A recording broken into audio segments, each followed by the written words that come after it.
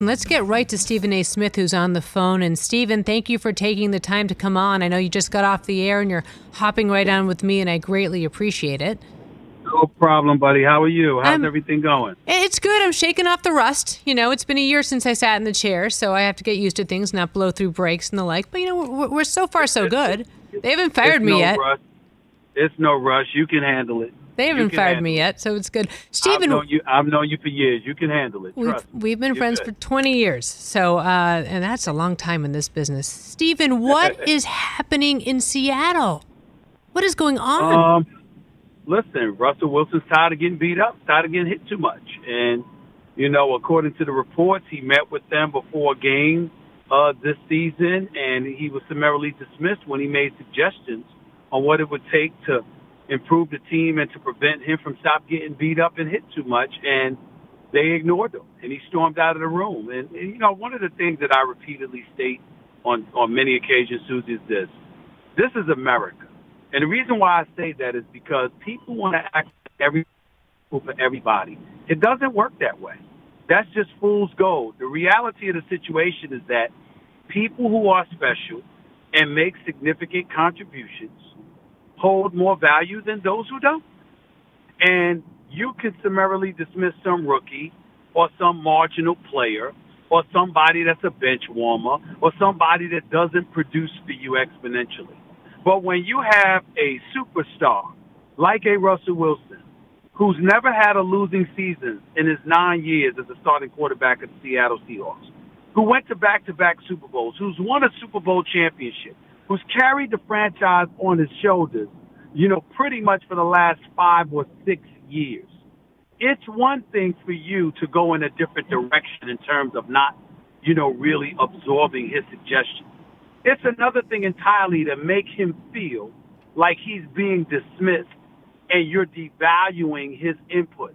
When you do something like that, and then you ask those great players to go out there and be great, it's significantly tougher because they've got to peel from someplace different to be inspired enough to perform to the degree that they're accustomed to, because now they're saddled with, you know, salty feelings about playing for you, because they're not just producing for themselves, they're producing for you, making you feel like you're right and you're bigger than what you are when they know in their hearts you don't deserve that. That's a difficult situation, and you've got too many organizations, not just in the world of sports, but beyond, that want to treat folks who are stars like they're just marginal contributors, and that will always come back to haunt you. So read me the tea leaves, Stephen A. Smith. What happens? How does this end up? What do you think is going to be the end result? I think that Pete Carroll is smart enough not to trade an all-world player.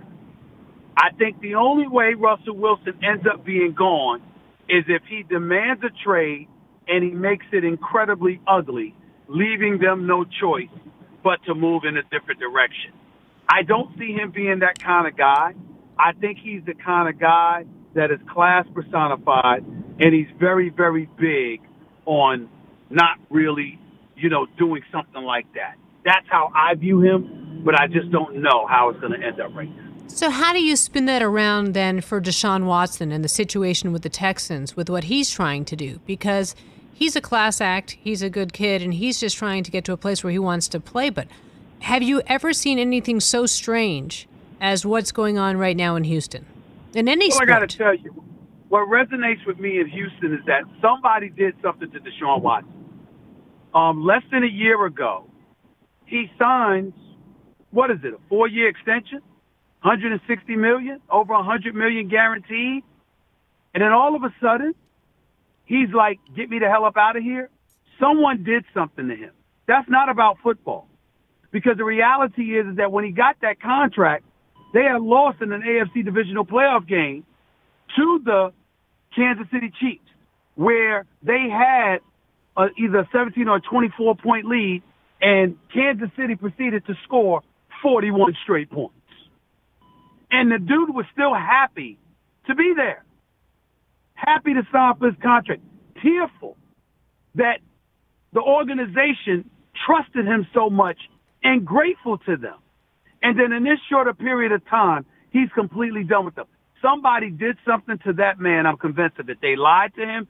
They did something. Because there's no way on earth that you switch from feeling that way in one season, knowing that parity exists in the NFL, knowing that you can go from a has-been or a no-good team to a conference championship game in 1 year. There is no way on earth that he's taken this position unless something on a very personal level happened with him and a hierarchy within that organization where he said, let me get the hell out of here. I do not appreciate how they're treating me, and I'm not standing for it. It's the only thing that makes sense, I think, is what you were saying. So, Stephen A., are you saying that you believe that he's played his last snap for the Texans? I can't say that because he's not the only one with his rights. He can refuse to play and sit out the season. And if he does something like that and he's serious enough, Susie, he'll be gone. But the Houston Texans are adamant that they're not moving him, so much so that they're not even returning phone calls from people who call to inquire and to make offers. They're steadfast in their position. He's not going any damn place. They're not letting him go. So to me, Deshaun Watson, if he's going to be gone, it's because he's so serious that he has convinced them that he is willing to sit out the entire season in order to get the hell up out of there. That's the only way. And if he's willing to do that, they'd be absolute fools to hold on to him, because why would you want a quarterback who's hell-bent on moving on? That makes no sense. It's counterproductive. And regardless of their stupidity, because clearly they did something stupid to alienate such a superstar talent like him, it's hard to believe that they would be stupid enough that he's willing to sit out the season and they still hold on to him. But you just never know. With some of these guys, you know, they have the mindset, organizations that is, that you know what, you're not going anywhere. Now, somebody's going to have to tell me, even though it's a different situation because J.J. Watt was there for years, Deshaun Watson, you're hell-bent on telling him he's not going any damn place. But when it comes to J.J. Watt, he walks into your office and asks you to let him out of his contract. And you say, okay, we appreciate your years of service. No problem. Somebody has to explain that. Yeah, this makes it the strangest and most expensive game of chicken I can ever remember. That's right. Right? That's right. And I don't know what to make of it, again, because I don't cover the Houston Texans, but I do find that to be a tad bit odd that you are just letting go of J.J. Watt with no problem. But Deshaun Watson wants out, and you say, the hell with what your feelings are. We're keeping you against your will. I find that to be a bit interesting. Somebody's got to send Bryant Gumbel in there because this is a real sports story. It's very, very strange. Yes, it is. Right? And he's the best.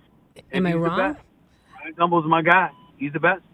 Stephen A. Smith here on The Rich Eisen Show. Susie Schuster in for Rich. Who do you think wins the NFC East this fall? NFC East? I would say to you the Dallas Cowboys because I think Dak Prescott will come back. I think he'll be healthy. They'll have to franchise tag him, and then they got until July to reach an agreement. They're not that stupid to lose him and put their season in the hands of Andy Dalton. I think they'll do something. We'll see what happens, but I think it's by default. The Eagles situation obviously is what it is. Having to rely on Jalen Hurts now that they've traded Carson Wentz. You've got that situation going on, and then also you got to take a look at the Washington Redskins. Their quarterback situation is up in flux. We don't know what's going to happen with that. So you got to look at that. And then, hey, the New York Giants. Saquon Barkley, we hope he's going to be healthy. Daniel Jones, still a question mark, huge question mark when it comes to him. But I do like what Joe Judge is doing. In every game, every single week, you see the New York Giants getting better. And that tells me something about this young coach. I think he's got a lot of promise. I'm very fond of the job that he has done. Good Lord, we love your Cowboys videos, by the way. Rich and I cannot watch enough of your Cowboys videos. They are our favorite thing. We have a minute to go with Stephen A. Smith. Sorry, TJ, but they are Dallas so Cowboys funny. Dallas Cowboys fans deserve to be trolled. Those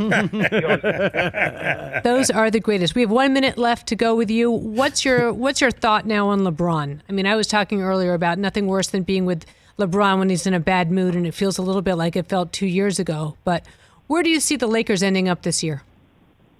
I think that the Lakers are going to end up in the playoffs, and I think that they're going to end up going home early because Anthony Davis is not 100%. And I think even when he comes back, I still don't believe he's going to be 100%.